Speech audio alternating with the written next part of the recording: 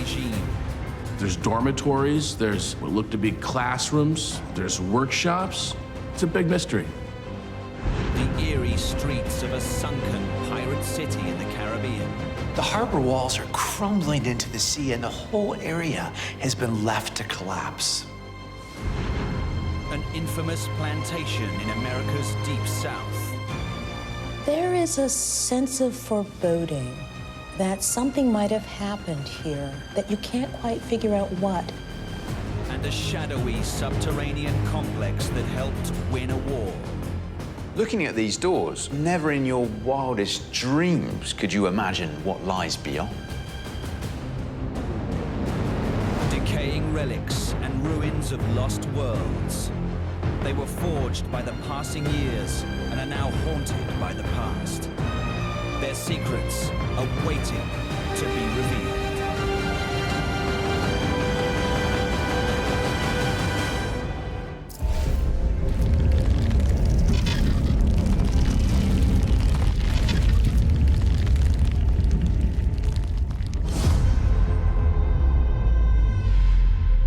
In the middle of the Adriatic Sea, near the coast of Croatia, is an island few holidaymakers dare to visit.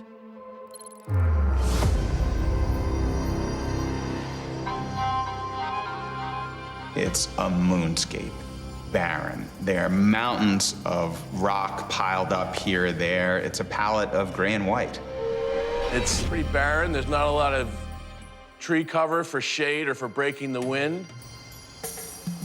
This is an island that is not the least bit welcoming. It is stark, it is burned, and it's dead. Stretching up the hillside is a series of stepped ruins, really just the outlines of walls. If you look a little more closely, you start noticing some sinister elements. As you see this place surrounded by fencing, machine gun posts, and barbed wire. And the mystery kind of thickens. This was a place built for a dark purpose. This is an island dedicated to breaking the human spirit. This is a place designed to dehumanize. What was this settlement used for? Who lived here? And were they being held against their will?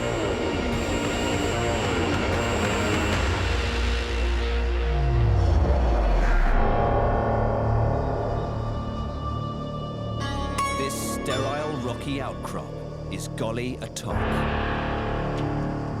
Local historian Darko Bavelyak has spent many years exploring it.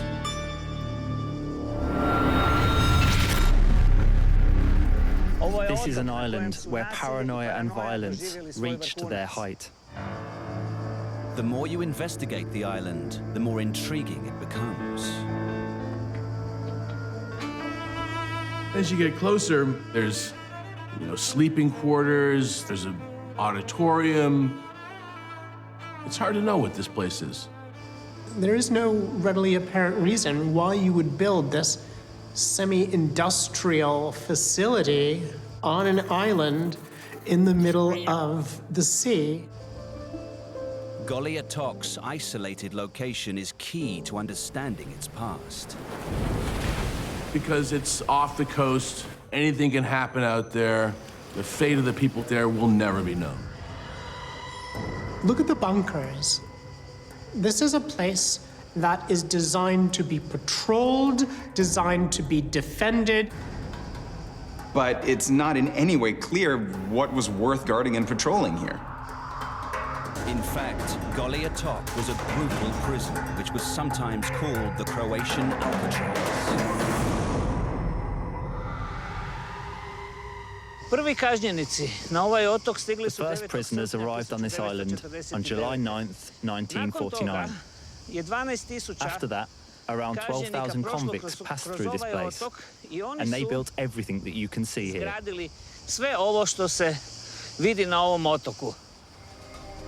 But why did someone go to such lengths to build a prison on this barren rock, far out to sea and way out of sight? After the Second World War, Goli Otok was part of communist Yugoslavia, which was then closely aligned with Moscow.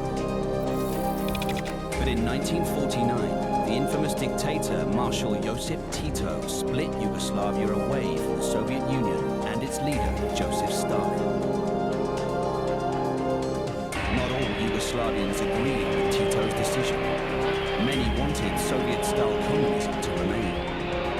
But the ruthless dictator had a harsh way of dealing with dissenters.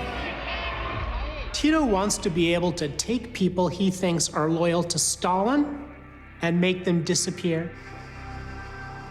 Tito's cold-blooded pursuit of power saw him turn upon his own people. He had thousands of political prisoners rounded up and sent here to the prison on Goli Otok. This is Tito's Gulag. The buildings are a stark reminder of the immense paranoia of a regime that didn't trust its own people. They'd spend years living under the harshest conditions, huddling on this limestone island protected by a few blocks, being worked nearly to death. The punishing regime saw inmates digging a huge network of tunnels and forced to construct the very fortifications that were keeping them in prison. There are more than 100 bunkers on this island. Many were used to stop prisoners escaping. Those unfortunate enough to end up here were subjected to Tito's ruthless re-education program, a sinister operation that turned progressively darker. Here is a place that was built up, made almost brutally magnificent in its ability to cause people misery and pain so that they would be compliant. Yugoslavia's notorious secret police kept a close watch on the whole thing. Fear of being snatched away and sent to Goli Otok became part of Yugoslav life. The psychological trauma is immense. Imagine being literally disappeared, being seized for crimes you don't even know you're being accused of so quickly and so secretly that even your friends and family don't know where you've gone. None of those who arrived at this prison had actually been tried in court. They were simply arrested and seized and sent here, and often on the slightest pretext for just discussing other communist countries openly. Sometimes people executed their personal grudges by informing upon people that had not really committed any political crimes. They just wanted to see them sent to Goli Otok. The prison had a unique way of maintaining discipline among its inmates. Although a small number of senior officials were placed in charge of the Gulag, they weren't responsible for keeping order. The prison discipline was actually carried out in large part by the inmates themselves. So when newcomers arrived, the older inmates were forced to whip them as they passed by. Those who survived sometimes rose through the ranks to mete out their own form of brutality as barrack supervisors. The barrack supervisor was the master of life and death. He could order any prisoner to viciously beat another. These brutal conditions created a kind of prison hierarchy where prisoners were encouraged to humiliate each other, to inform on one another, to beat one another. Everybody was an informer. Everybody was an abuser. Everybody was violent. And nobody felt safe.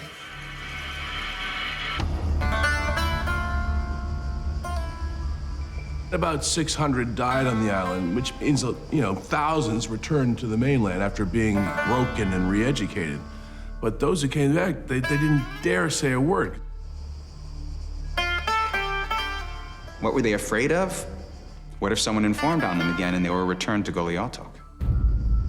These fears rippled through Yugoslav society until 1989, when the fall of the Berlin Wall marked the beginning of the end for the communist system. Tito's Gulag was closed down.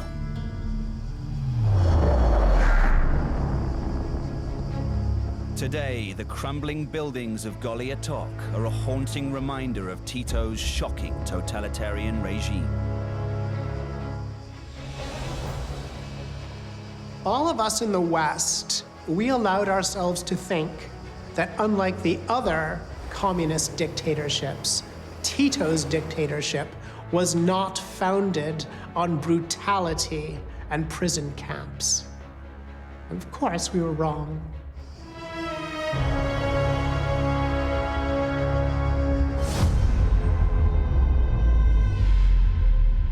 In the swampy wetlands of Louisiana in the USA lies a sprawling site with an extraordinary story to tell.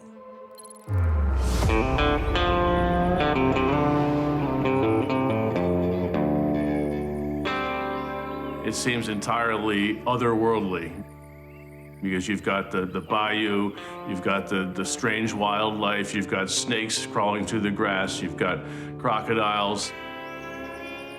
Yeah, it's pretty forbidding. In this landscape, not only do you have the remains of buildings like brick foundations barely exposed, you also have existing structures, very, very simple wooden structures, simple cabins. They're, placed one here in a field, one a little bit further away, one a bit further away. These are very, very basic living quarters, very simple shacks, quickly thrown together and barely hanging together today. These buildings in Louisiana, USA, and the abandoned machinery that lies submerged in the steaming swamps around them are clues about a murky history. In the distance, you can see some kind of a crane or industrial facility and some other heavy equipment laying around in state of disrepair. So it looks like we're coming upon a basic agricultural establishment, but for what exactly? There is a sense of foreboding that something might have happened here, that you can't quite figure out what. Who were the workers that called this place home? And how were their lives entwined with the war that divided America?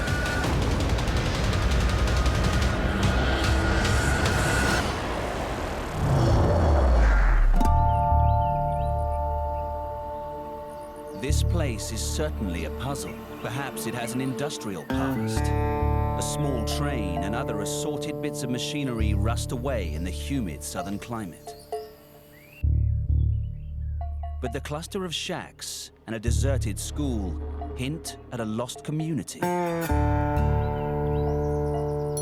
Paul Leslie is a local historian who has spent years studying the history here.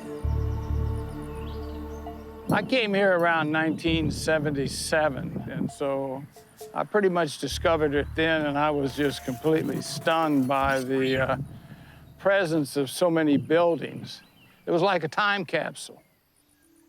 The story begins with a product that was in demand across the world: sugar.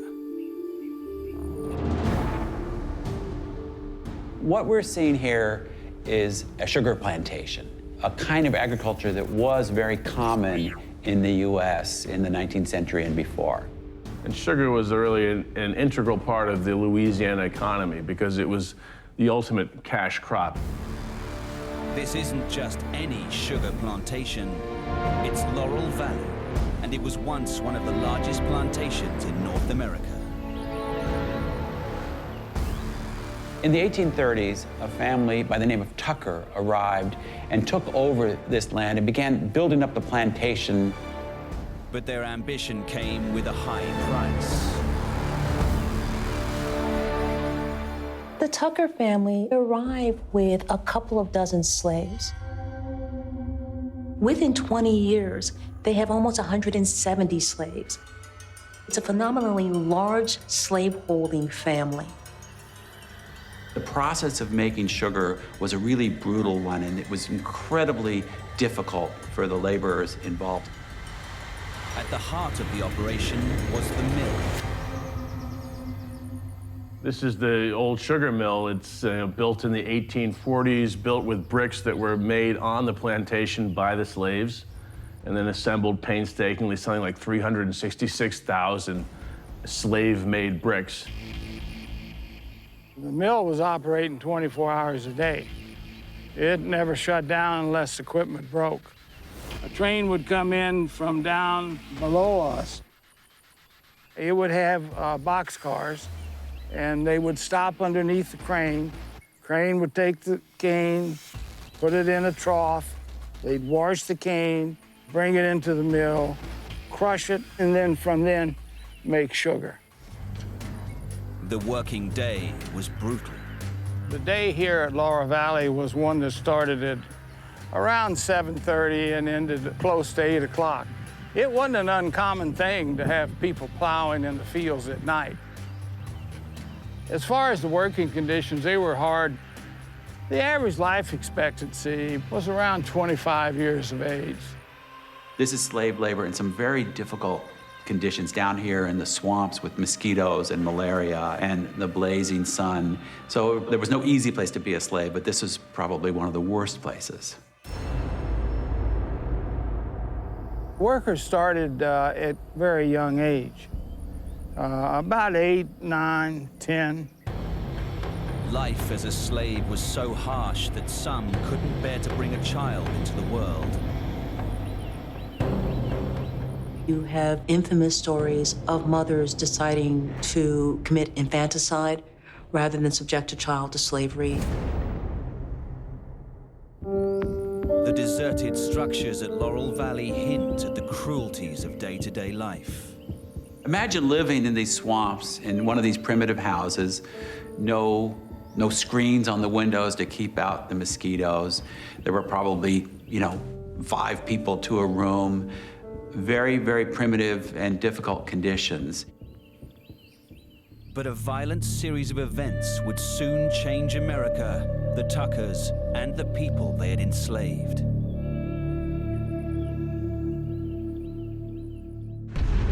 The Southerners, they saw slavery as the bedrock of their economy, and it's sort of an economic nonsense in a way, because it's been proven over and over that slavery was an inefficient way to run anything.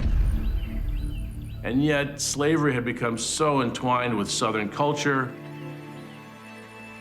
Few families felt more strongly about this than the Tuckers.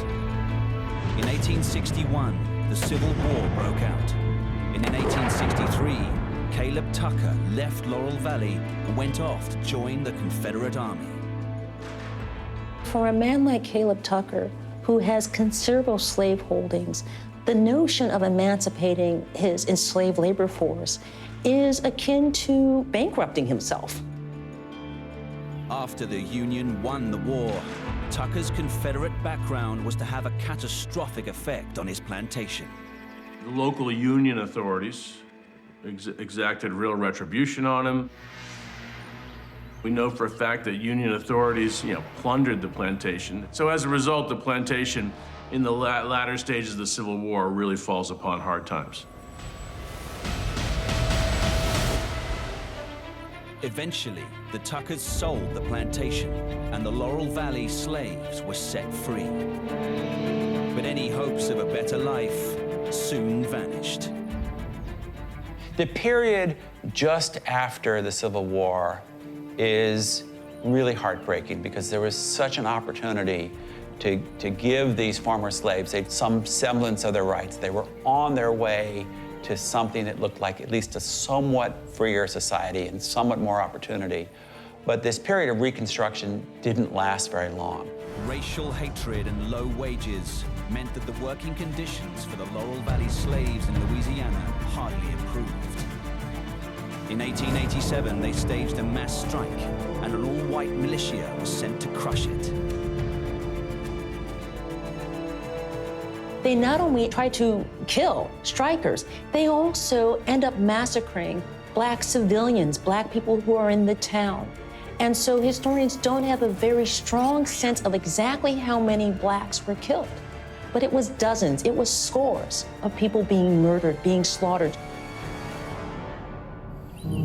The strikers had little choice but to return to work in the same sugar fields, and the plantation began to thrive again. boom between 1890 and 1924 saw more building and development. They had huge cranes for loading the cane and loading the product. They had miles of railroad tracks. They had to move around a lot of material, and they were willing to invest a lot in the infrastructure to make that happen. But the Great Depression of the 1930s brought economic disaster to the sugar industry and southern Louisiana. Eventually, the workers' cabins became empty and the sugar mill closed for good. Today, Laurel Valley still stands. The fields are still used to grow sugarcane, but the slave houses now lie deserted.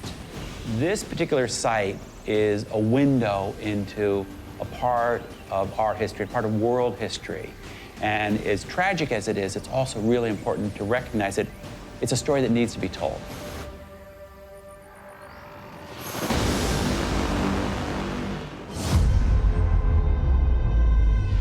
Perched on a remote coastline in the Scottish Highlands is a collection of buildings that keeps silent watch over the sea.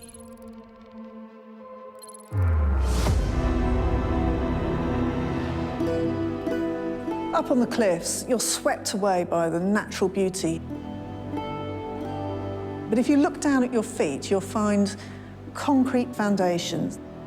Man's been here, and he's created things and then taken them away. But that's not the only mystery in these faraway foothills. Concealed in dense grassland is a fascinating doorway to the past. If you don't know what you're looking for, you are never going to find it in this landscape. You can just about make out big steel doors that appear to lead right into the mountainside. Never in your wildest dreams could you imagine what lies beyond. Whatever is there is too secret to appear on local maps. It's what you don't see that's even more impressive about this complex. Secrecy was very, very key to the entire operation. What's there is enormous. It's when you make a noise that you realize the scale of this place. They represent 6 cathedrals buried in the Scottish mountain. Why go out of your way to hide this huge facility? And what is its connection to the cliff-top ruins?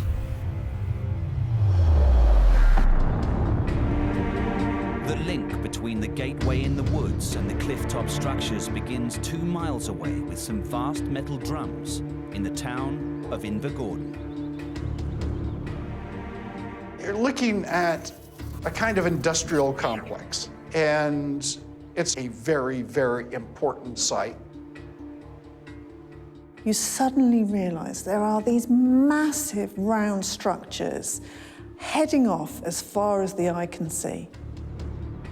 Rows and rows of these rusting circular domes stretch out into the distance. Military archaeologist Alan Kilpatrick has made extensive studies of the area. The site is very impressive. Its engineering, its quality of its engineering is absolutely first rate. It all dates back to the early 20th century. Built initially in 1913, the fact that they're still here today, having had no maintenance for over 25 years or thereabouts, they're still standing in amazing condition. Inside these circular domes, it's almost pitch black and covered in this almost powdery white substance. It's quite spooky. The white powder is organic material which confirms that these tanks have been empty for years. But they were once filled with the 20th century's black gold, oil. The largest of these enormous steel tanks is almost 120 feet high and 45 feet wide. The whole fuel depot once held hundreds of thousands of tons of oil. You had 44 oil tanks constructed. Each one of these tanks contained 5,000 tons of fuel oil. So what happened to the oil? And what connects it to the coastal ruins and the dark secret in the mountainside? During the First World War, this was a key Royal Navy facility. When you consider the importance of fuel to the Navy, it's as important as ammunition or guns. No fuel, no fleet. Invergordon sits on the Cromarty Firth, a deep island waterway that leads out to the North Sea. Invergordon was really, really important strategically, that ships could slip in under the cover of darkness, fuel up, and then disappear off. Thanks to Invergordon, the Royal Navy was able to make a huge contribution to the victory over Germany. But the cliff-top structures east of Invergordon suggest that the fuel depot later came under threat. These are the remains of the North Sutor Coast Battery. Originally built in 1913, by the start of the Second World War, it had been upgraded to guard against a new threat, the Navy's precious oil. All this effort was to try and protect it from aerial attack, because aerial attack was the major threat to the Royal Navy. When Germany invaded Norway in 1941, it gained control of a coastline that was within striking distance of Scotland. In February 1941, a Junkers 88 came tearing in over Invergordon. It carried out a solo attack, dropping 2 500-pound bombs. It collapsed Tank 13, spilling oil down the adjacent railway line and down into the Firth itself. Tank 13 was never rebuilt, so now it is a gap in the tank farm. The British had foreseen the dangers, and for the previous 4 years had been building a place nearby to store even more fuel. But there are no signs of the site. If you didn't know where to locate this entrance, you wouldn't know this place even existed. There is a door in the mountainside made out of incredibly thick steel and very firmly bolted to the concrete. Behind this unassuming portal into this hillside lies one of the finest examples of civil engineering. This is one of 2 tunnels that lead into this remote highland hillside, 500 feet above Invergordon. It's only by venturing deeper that the true nature of the complex is revealed. The access tunnel here is over 220 meters long. A few meters later, and the tunnel seems to end entirely. Once you get to the end of that corridor, you realize there is another way forward, but it's through a much, much smaller pipeline. And the staff would have to lie flat on this wheeled board that they'd then be pushed through the pipes. They would eventually emerge into a monstrous void. This space, which is ahead of me, is vast. It is the size, in fact, actually bigger than a medieval cathedral. The sheer size of this is 780 feet long by 30 feet wide by 52 feet high. It really is an impressive piece of engineering. This is just one of 6 tanks that make up the Inchindown underground fuel depot. The first was completed in 1941, and each one held 5.6 million gallons of fuel. At more than 400 feet below ground, no German bomb could touch it. A system of pumps and piping carried the fuel down to Invergordon. The fuel flowed down 4 miles of pipes from the tanks down to the naval base. 600 men were involved. Massive amount of tunneling. 250,000 cubic meters of sandstone removed from this facility. This impressive feat of engineering would soon play a critical role in the largest seaborne invasion in history. In World War II, this one facility can support the fleet for considerable time. And without bases like this, you have no Royal Navy.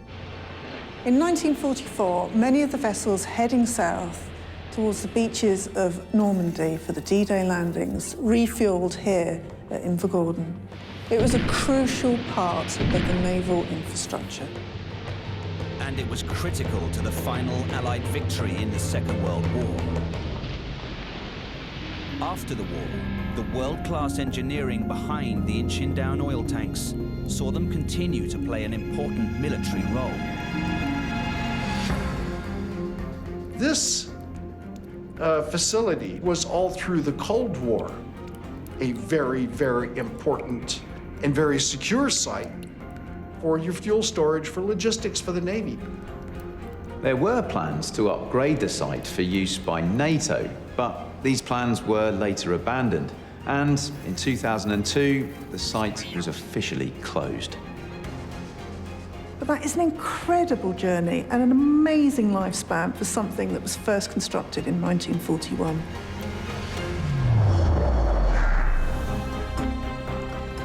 The vast Inchindown oil tanks continue to break records to this very day, including what's believed to be the longest-lasting reverberation ever recorded. It measured about 117 seconds of reverberance before the sound finally tailed to nothing.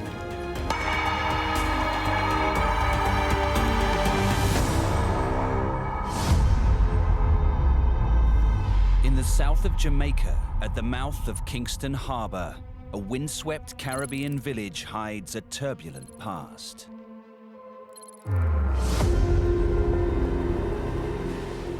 It's a thin peninsula stretching out into the sea. You can see from the way the wind whips the trees that this is an exposed area. A long building stretches along the coastline. The plaster is peeling off the walls, and it's been battered by the elements. Scattered clues suggest a military connection. You've got imposing walls, and there's a tower with some arches. There's a huge courtyard with strange wooden shapes in the floor. Turn a corner, and there's a line of cannons in various states of disrepair. Some rusting, some looking as though they're ready to fire. Further exploration reveals that something went seriously wrong. You can see that the whole building has been upended on one side, but remains perfectly intact. What force could have moved the entire structure? The way the harbor walls are crumbling into the sea and the whole place being so quiet, there's a real sense that something happened here, that we're not getting the full picture, that there's something under the water. How did the relics of man-made structures end up beneath the waves? What was this mysterious settlement?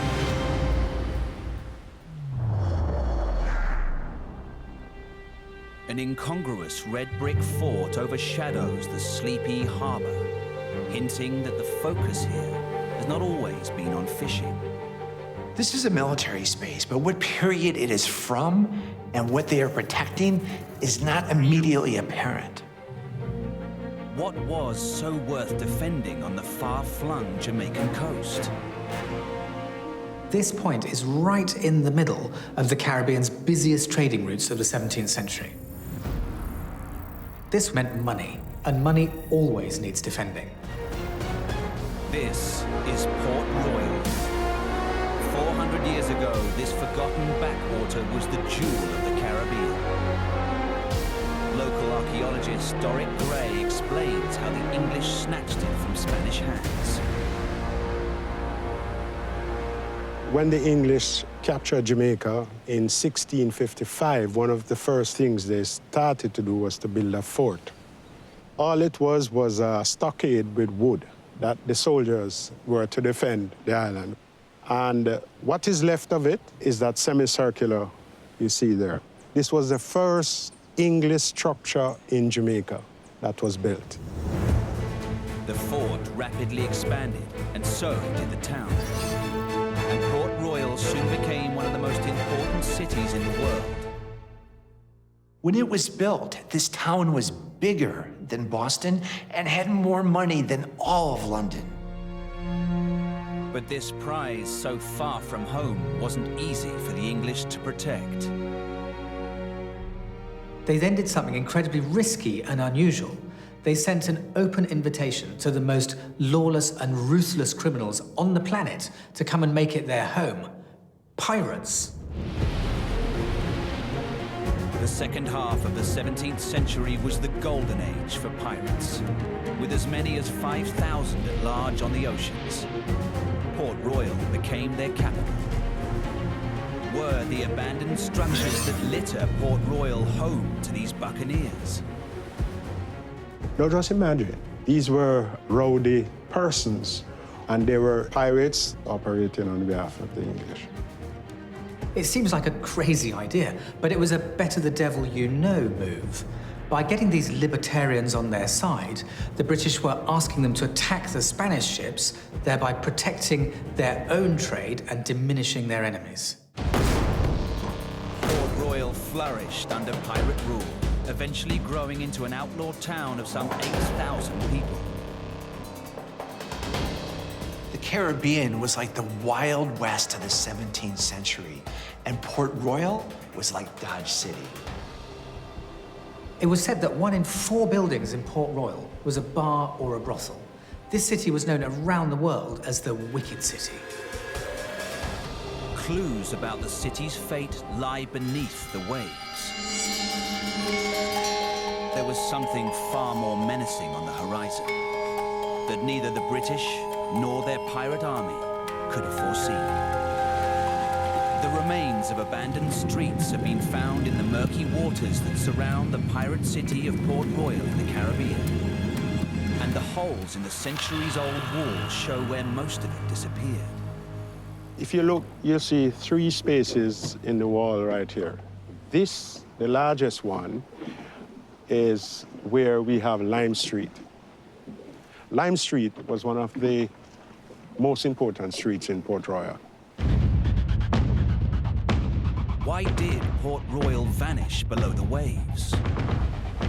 A curious building tilting precariously into Jamaica's soft, sandy rock is proof of Port Royal's unstable geology.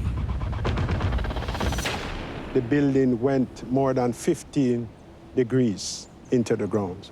So they call it giddy house, because when you go inside, you're tilted to one side. The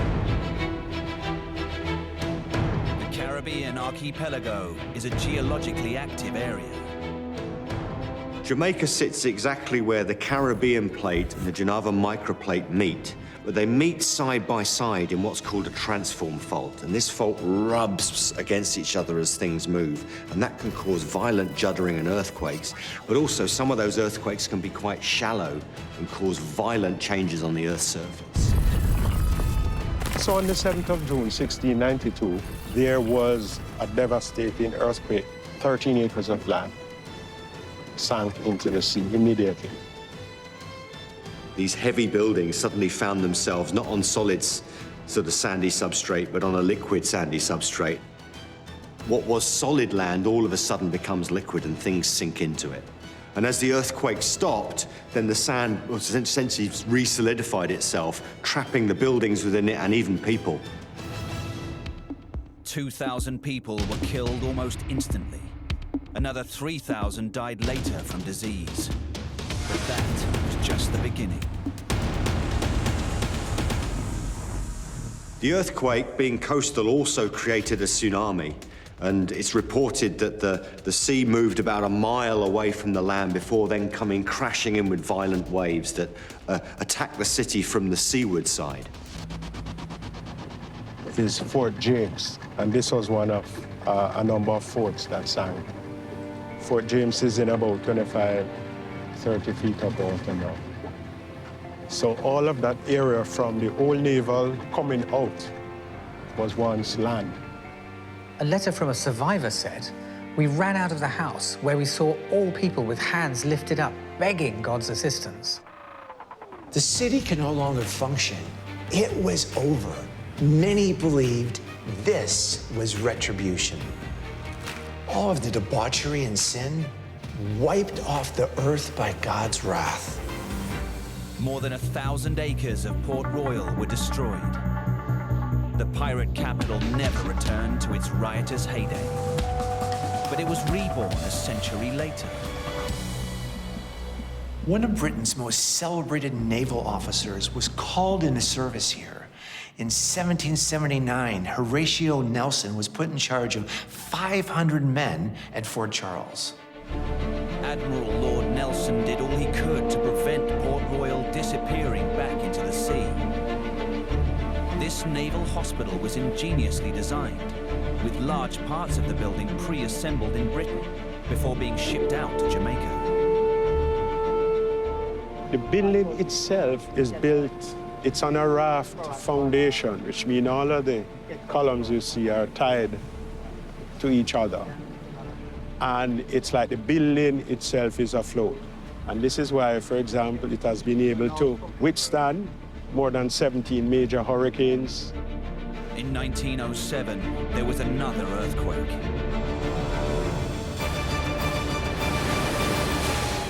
This earthquake was really the sort of final nail in the coffin, and after this, most people fled the town.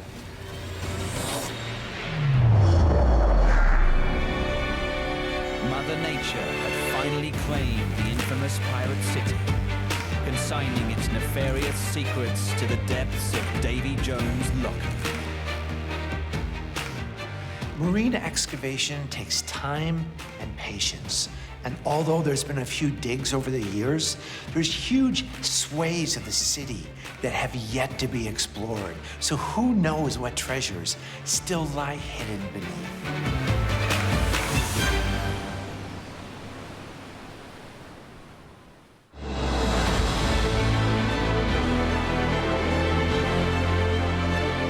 Now they lie abandoned, but once they were the cutting edge of engineering. There are echoes from history in these decaying structures. They remind us of terror and war, but also of great innovation and human endeavor.